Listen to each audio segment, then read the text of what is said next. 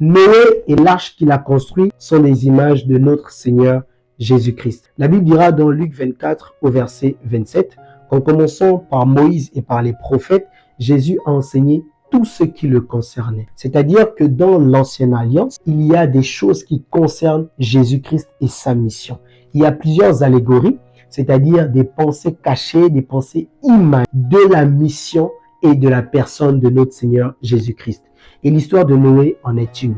C'est ce qu'on va voir. Quand vous regardez déjà le nom de Noé, Noé veut dire tranquillité. Et cela correspond justement à la mission que Noé a reçue quand il est né dans Genèse 5, 29, celle de consoler de la fatigue et du travail pénible. Et Jésus dira clairement dans Matthieu 11, le verset 28, « Venez à moi vous tous qui êtes fatigués et chargés, je vous donnerai du repos. » Donc Jésus est le véritable repos, donc il est le véritable Noé. Regardez déjà le contexte dans lequel Noé apparaît. Quand vous lisez Genèse 6 à partir du verset 5, Dieu va remarquer que le cœur des hommes allait de jour en jour vers le mal. Et dans toute cette génération, il va remarquer qu'il y a un seul homme qui est juste. Et cet homme, c'était Noé. Dieu va prendre la résolution d'exterminer toute la terre. Mais il verra qu'il y a un juste dans cette génération. La Bible va dire que Noé était juste et intègre. Or, le véritable juste, la Bible nous parle par exemple dans Hébreux 4, le verset 15, la Bible nous dit que Jésus-Christ a été tenté en toutes choses, mais il n'a jamais commis le péché. La Bible dira aussi dans 1 Jean 2, le verset 1, Jésus-Christ le juste. Donc le véritable juste, c'est notre Seigneur Jésus-Christ. Et vous allez comprendre pourquoi je dis encore que Noé est vraiment une image de Jésus-Christ, parce que la justice de Noé a sauvé toute sa maison. Et c'est ce qu'on a vu dans une vidéo précédente, qu'on a parlé de comment être juste aux yeux de Dieu. On a vu comment, justement, Jésus nous a rendus justes. Et c'est ce qui s'est passé, justement, avec l'histoire de Noé. C'est-à-dire que Noé était le seul juste, le seul intègre. Mais à cause de cette justice, quand vous lisez Genèse 7 au verset 1, la Bible va dire, Dieu va dire à Noé, fais-toi une arche et toi et toute ta maison, vous rentrez dans cette arche. C'est-à-dire que les enfants de Noé n'étaient pas justes, n'étaient pas intègres. La Bible ne nous le dit pas. La Bible nous dit juste que dans cette génération, et c'est ce que Genèse 7, le verset 1 nous dit, que parce que tu as été trouvé juste dans cette génération. C'est-à-dire que la maison de Noé a été sauvée parce que Noé a été trouvé juste dans cette génération. Or, celui qui a été trouvé juste dans cette génération, c'est notre Seigneur Jésus-Christ, celui qui est juste. Et c'est celui par lequel, justement, sa maison aujourd'hui est sauvée. C'est-à-dire, nous, ses enfants, nous sommes sauvés. La Bible va dire dans 1 Timothée 3,15, Paul va parler à Timothée, il va dire, je t'ai montré comment il faut se conduire dans la maison de Dieu. L'église de Dieu, la colonne et l'appui de la vérité. Donc, l'église est la maison de Dieu.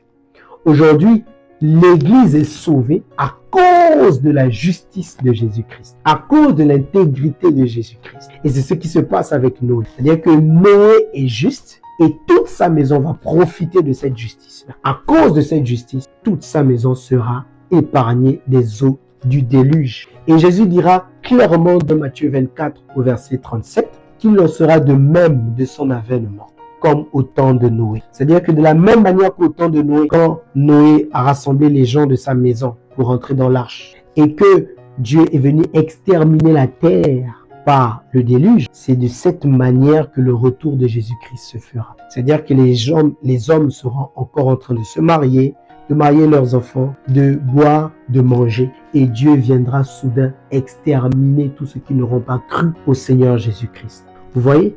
Et ça veut dire que de la même manière que la maison de Noé a été sauvée par la justice de Noé, c'est de la même manière que les saints, l'Église aussi est sauvée par la justice de Jésus-Christ, en croyant en Jésus-Christ. C'est de cette manière que après cela, Dieu viendra exterminer la terre. Et vous allez remarquer que quand Noé et sa maison vont entrer dans l'arche, Dieu va donner 7 jours d'attente. C'est-à-dire qu'il y aura 7 jours qui vont passer avant d'exterminer juste la terre. Et les 7 jours, ce sont les temps où nous sommes. Où justement, pendant ces 7 jours, qu'est-ce que Noé a fait? Noé est allé récupérer, il allait prendre, Dieu lui a demandé d'aller faire rentrer dans l'arche des animaux impurs et des animaux purs. C'est ce que nous faisons aujourd'hui. C'est-à-dire que par la prédication de la croix, par la prédication de la bonne nouvelle de Jésus-Christ, nous appelons les purs et les impurs à rentrer dans l'arche. Or, ce qui est pur et les impurs, simplement, ce sont les Juifs et les nations. Le peuple pur qui avait reçu la loi, ce sont les Juifs, et celui qui n'avait pas, et ceux qui n'ont pas reçu la loi, ce sont les nations. Et c'est ce que la prédication de la croix fait. La prédication de la croix est là pour les Juifs et les non-Juifs. Paul va dire que des deux peuples, il n'en a fait qu'un. Et c'est ce que Noé est aussi allé faire. C'est-à-dire qu'il allait récupérer, il allait appeler les animaux purs et impurs afin de rentrer dans l'arche. C'est ce que nous faisons aujourd'hui en prêchant l'évangile. Et nous invitons, juifs ou non juifs, que tu sois juif, européen, américain, africain, nous t'invitons à croire en l'évangile. Parce qu'il y arrivera un temps où Dieu viendra exterminer la terre, comme il a fait au temps de Noé. Et vous allez remarquer que justement, dans l'arche de Noé, les animaux purs et impurs, ça veut dire que le chien, le chat, c'est-à-dire le lion, l'ours, tous ces animaux-là entrent dans l'arche. Qu'est-ce que ça signifie pour nous? Ça veut aussi dire que même les ennemis entrent aujourd'hui dans l'arche. Ça veut dire que dans l'arche, les ennemis cohabitent ensemble. Donc l'arche, qui est une image de notre Seigneur Jésus-Christ, qui est une image de l'Église, c'est le lieu où les ennemis vivent ensemble. C'est l'image de l'amour. Voilà pourquoi la Bible dit que nous savons que nous sommes passés des ténèbres à la lumière si nous aimons les frères. C'est-à-dire que les enfants de Dieu, ceux qui croient en Jésus-Christ, sont caractérisés par l'amour. Le caractère animal tombe quand on arrive dans l'arche. C'est-à-dire que le lion qui n'aimait pas l'ours, le lion qui n'aimait pas l'éléphant, ils sont obligés de cohabiter ensemble. C'est-à-dire que le caractère animal tombe afin que l'amour règne. Et l'arche est une image de notre Seigneur Jésus-Christ. Quand vous regardez le bois de gopher, le bois que Dieu a demandé à Noé de prendre afin de fabriquer l'arche, c'est un bois qu'aujourd'hui aucun scientifique ne peut retrouver malgré toutes les recherches. Pourquoi? Parce que ce bois en fait était toute une image, était tout un symbole. Ce bois symbolisait véritablement les souffrances du Christ, la mort de Jésus-Christ, symbolisait véritablement Jésus-Christ. Et ce bois était, je le crois en tout cas, était le seul bois qui pouvait supporter le déluge, qui pouvait supporter l'extermination par les eaux. Ce bois était tellement solide. Cela nous parle de Jésus-Christ, celui qui a vaincu le péché à la croix.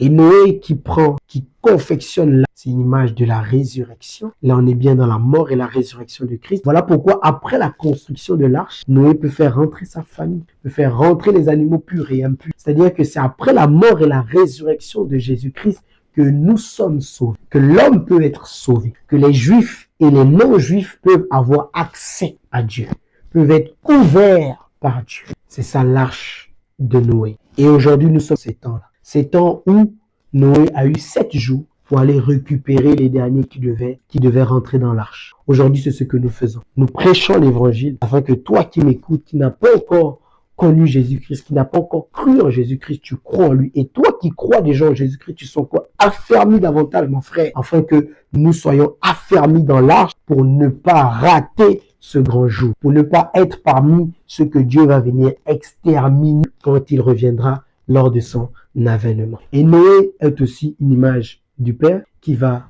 envoyer le Fils, qui va manifester le Fils. C'est-à-dire que Noé qui a en lui la pensée de l'arche, c'est Noé qui a en lui le Fils, donc le Père qui a en lui le Fils. Le Fils est manifesté, donc Noé construit l'arche, et ensuite Noé va entrer dans l'arche. Donc Noé, le Père, entre dans le Fils. C'est ce que Jésus dit. Le Père est en moi, et moi je suis dans le Père. Vous voyez un peu? Donc Noé dans l'arche, c'est le Père qui est dans le Fils. Tu vois, afin de sauver l'humanité. Les amis, croyez en Jésus-Christ. Croyez au Sauveur. Dieu nous a donné plusieurs images. Il s'est répété plusieurs fois pour nous montrer comment il devait sauver les hommes. Aujourd'hui, il n'a plus parlé en parabole. Il a parlé clairement avec notre Seigneur Jésus-Christ qui est mort il y a plus de 2000 ans aujourd'hui. Là, il est mort. il est ressuscité afin que tu aies la vie, afin que tu sois réconcilié avec lui et que tu évites l'extermination que Dieu fera quand il reviendra. Ou il mettra dans l'étang et l'ardent de feu tous ceux qui n'ont pas cru en lui, tous ceux dont le cœur va de mal en mal. Que Dieu te bénisse en Jésus-Christ.